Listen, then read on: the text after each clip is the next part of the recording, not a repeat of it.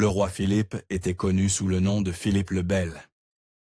Mais lorsqu'il surprit ses belles filles ayant des liaisons avec des chevaliers, il recourut à une punition extrêmement cruelle pour s'assurer que cela ne se reproduise plus.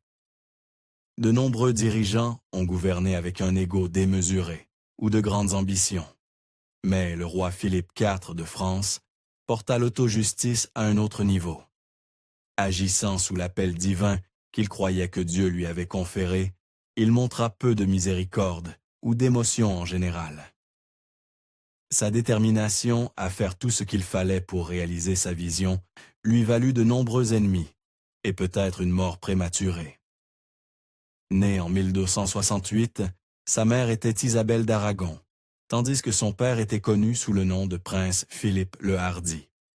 Lors d'une croisade en 1270, le roi Louis IX, grand-père de Philippe Coudcourt, mourut et déclencha la chaîne de succession, faisant de Philippe le Hardi le nouveau roi, et de Louis, le frère de Philippe IV, l'héritier présomptif.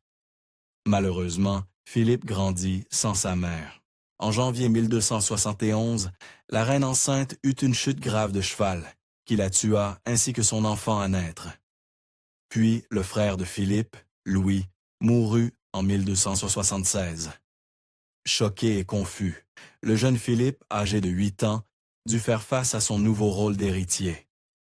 Il n'était pas encore roi, mais si la rapidité des pertes récentes dans sa famille était un indice, son accession au trône pouvait arriver à tout moment. En cherchant un modèle à suivre en tant que dirigeant, il fut attiré par la réputation et l'héritage que son grand-père Louis IX avait laissé. Sous son règne, beaucoup admiraient Louis IX pour sa disposition juste, et les histoires de ses œuvres, souvent miraculeuses, continuaient de se répandre après sa mort.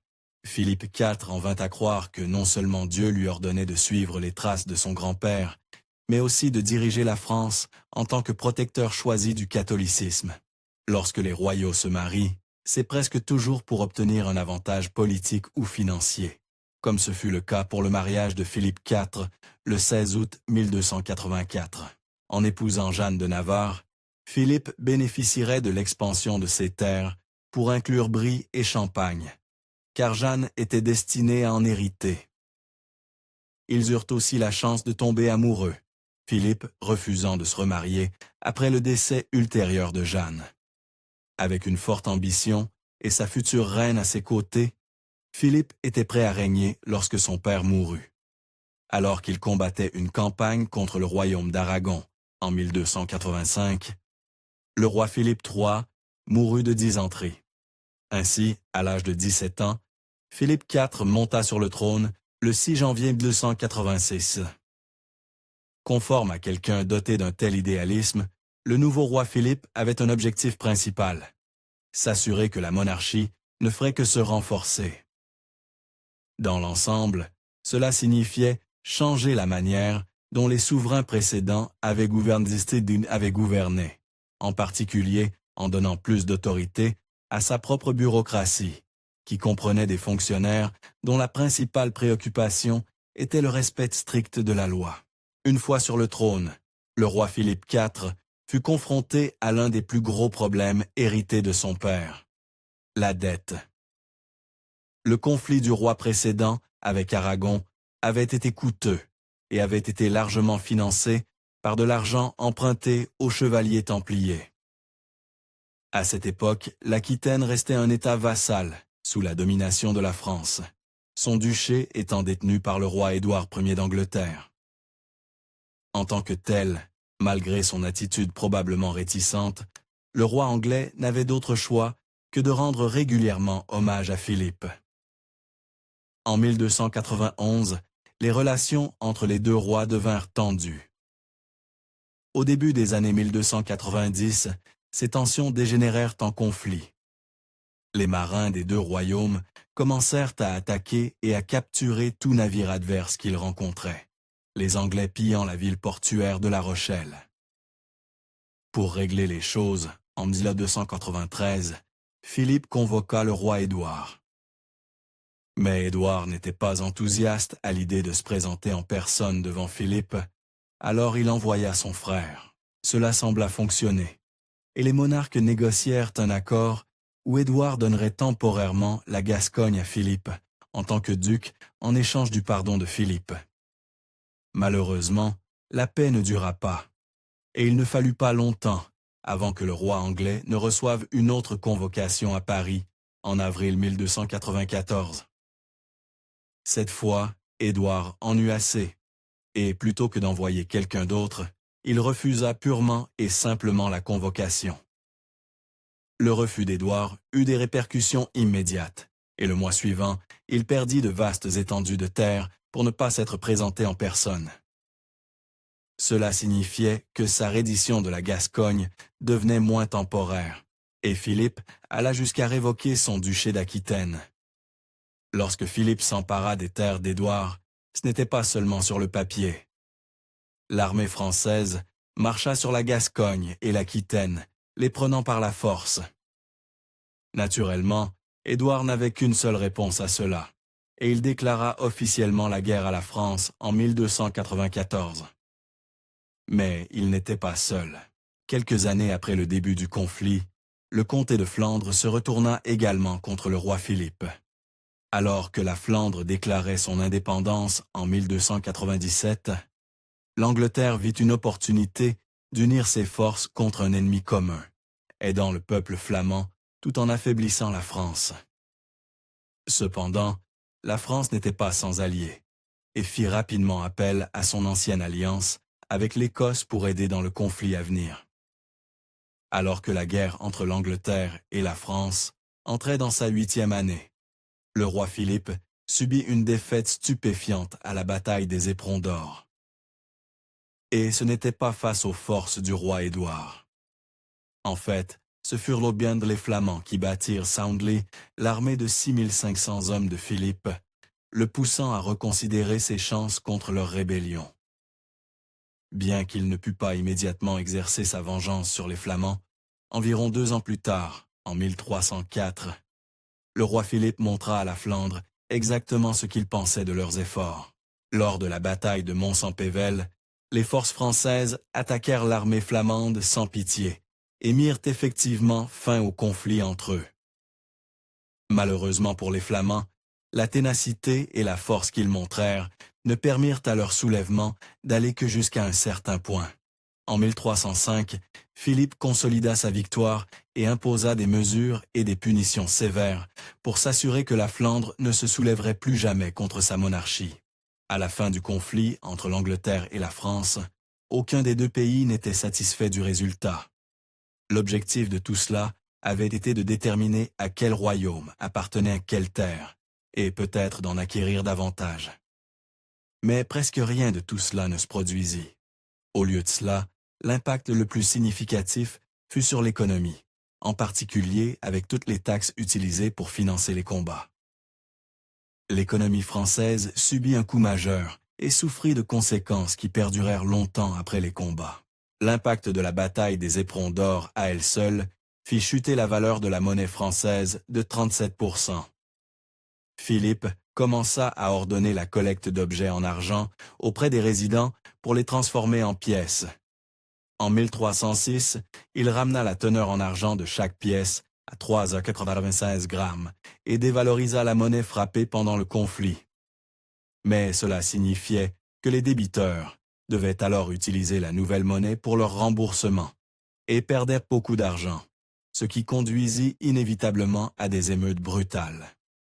La France était sortie victorieuse contre l'Angleterre. Mais Philippe n'était pas intéressé à perpétuer l'antagonisme qui les avait conduits au conflit. Ainsi, en 1308, sa fille Isabelle épousa le fils du roi Édouard, Édouard II, conformément au traité de Montreuil de 1299.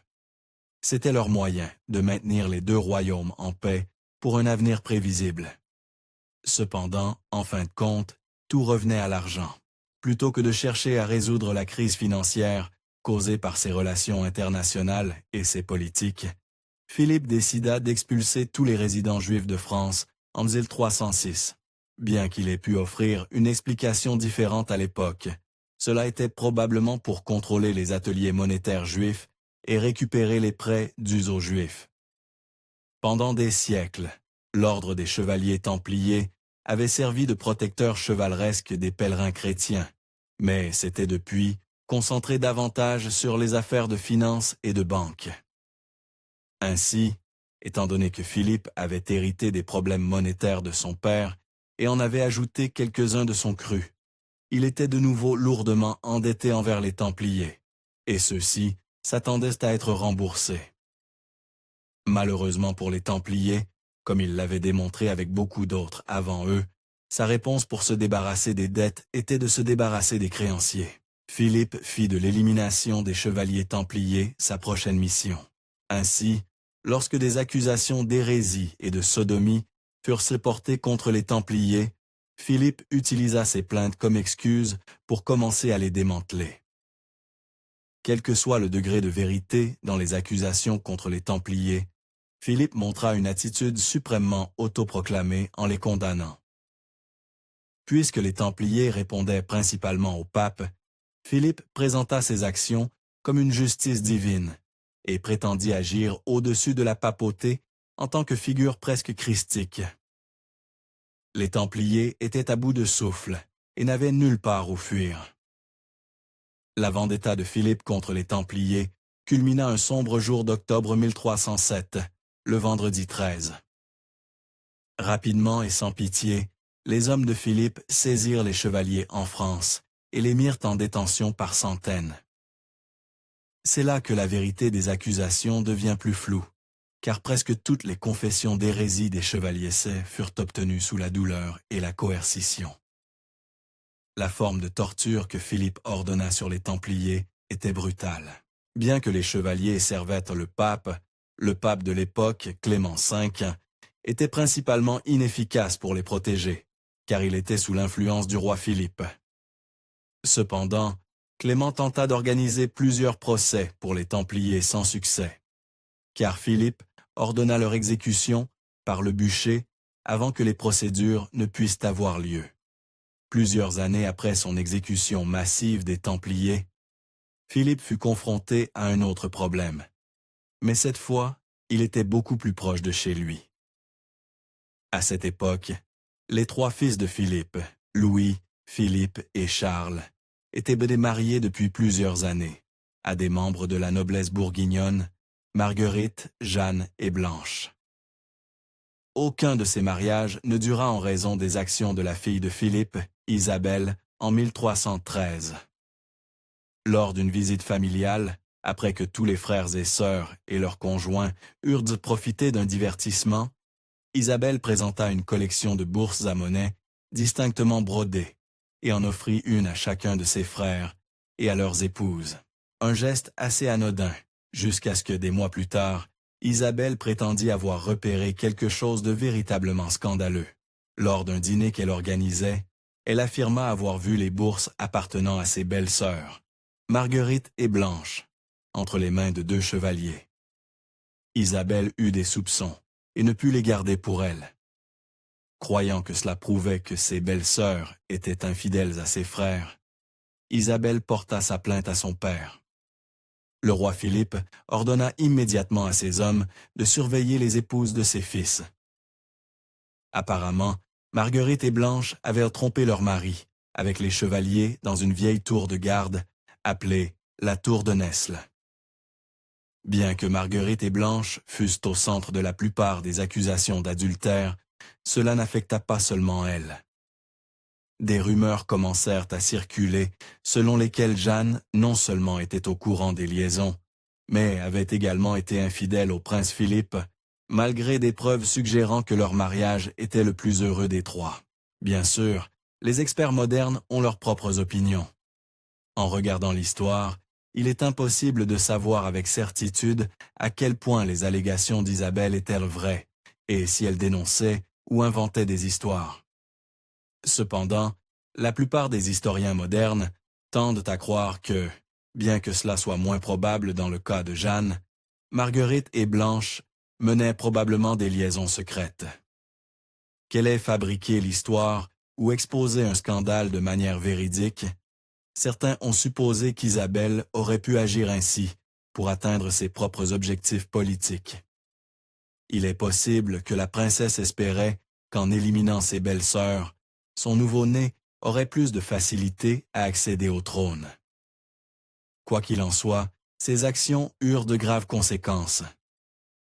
En fin de compte, le roi Philippe eut assez de preuves ou de témoignages pour le satisfaire après avoir fait surveiller ses 3 belles-filles pendant une courte période, les mettant ensuite en détention.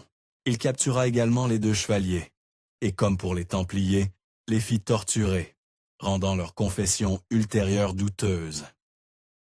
Philippe amena toutes ses belles-filles en cour, ce qui aboutit à la culpabilité de Marguerite et Blanche.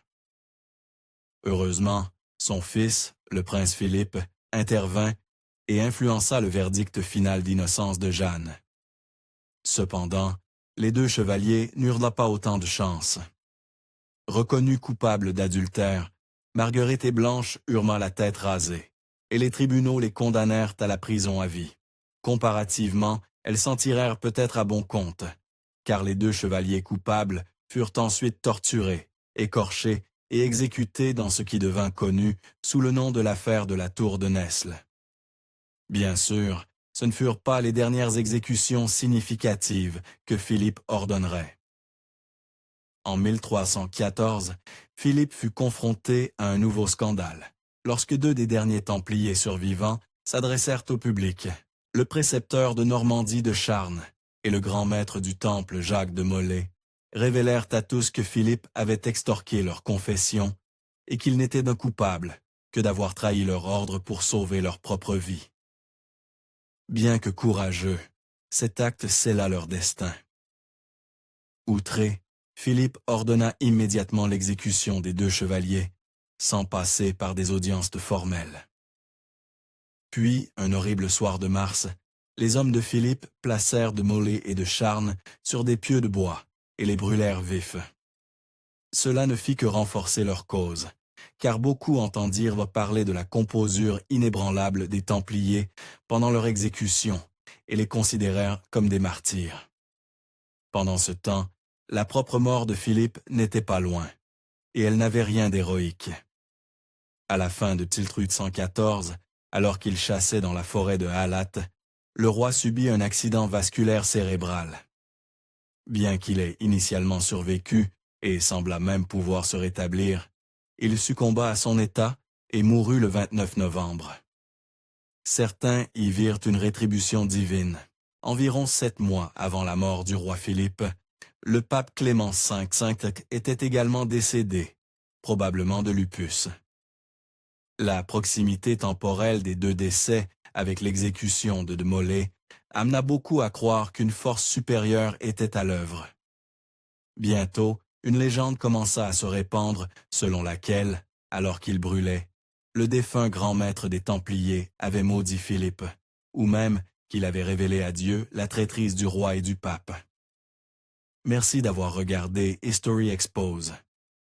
Si vous aimez découvrir les meilleures histoires de l'histoire, aimez et abonnez-vous pour continuer à explorer avec nous.